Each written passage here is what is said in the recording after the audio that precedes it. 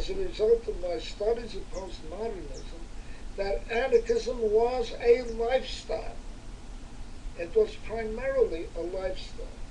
And I had been imputing, when I talked about organization to it, when I talked about organization and the importance of building movements, and the anarchists were opposed to mass movements, I didn't realize that I was mouthing basically certain syndicalist notions which were antithetical to anarchism. Anarchism was an individual philosophy, and it had its roots, quite understandably, in Max Stirner. Okay, from the horse's mouth. From the horse's mouth.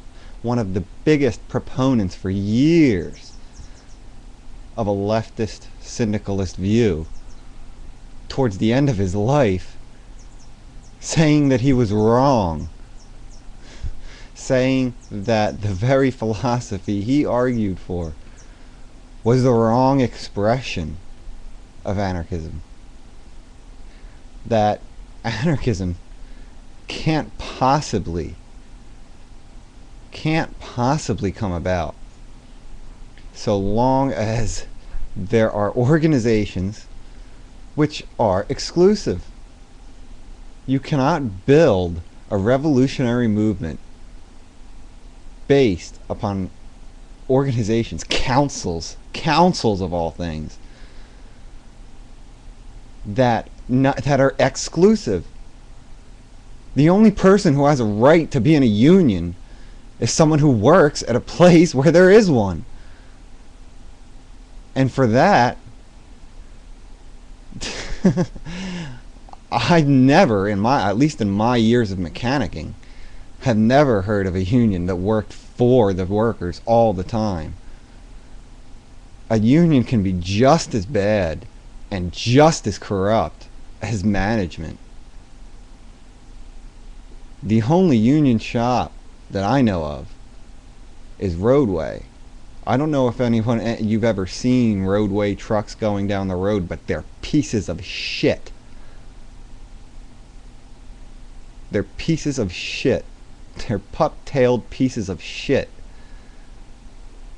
I fixed several of them, and I had to do this.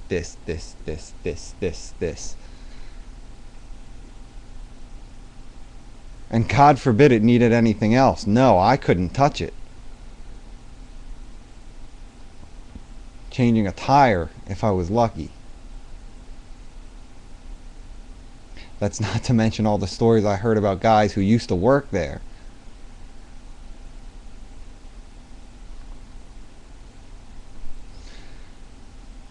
A labor union is just as authoritarian, just every bit as bureaucratic and uncaring as management.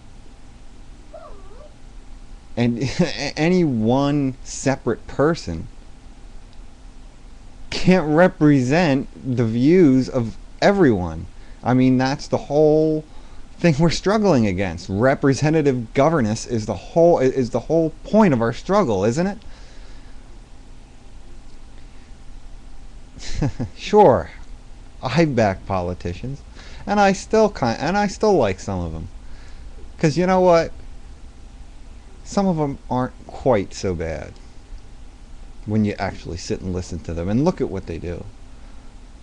Unfortunately, they're by far the exception. And even the ones that are outspoken aren't in positions to do anything of meaning or value that affects people, that affects the course of events, that curtails the out of control power that the government has anymore, that the state has anymore in this country.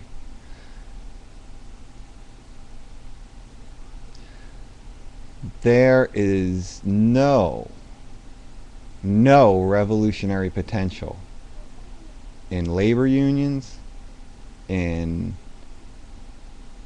in worker strikes, in in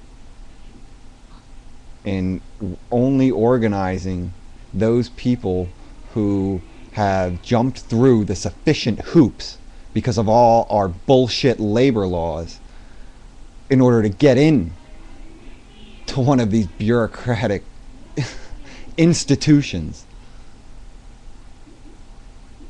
these unions.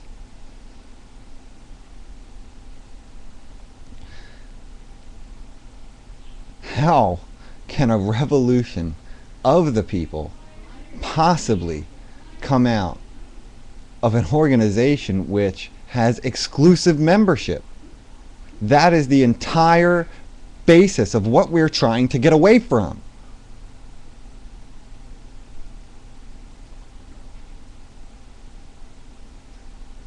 I can't get into a union. You know why? Because I won't pass a drug screen.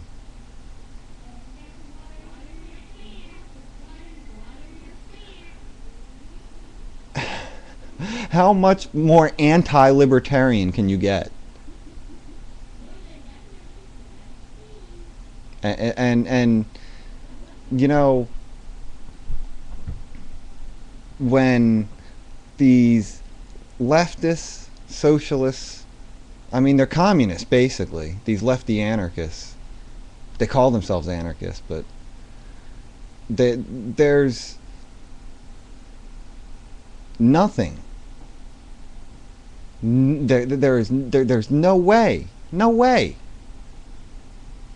that that a truly altruistic, egalitarian society that they envision can come about without a state.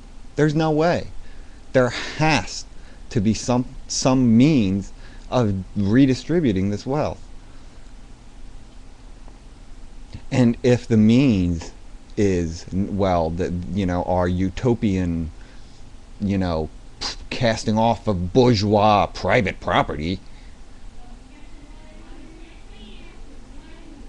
well, then how the fuck am I supposed to do my job? When I go to bed and I wake up in the morning and my tools aren't there, how the fuck am I supposed to fix your car?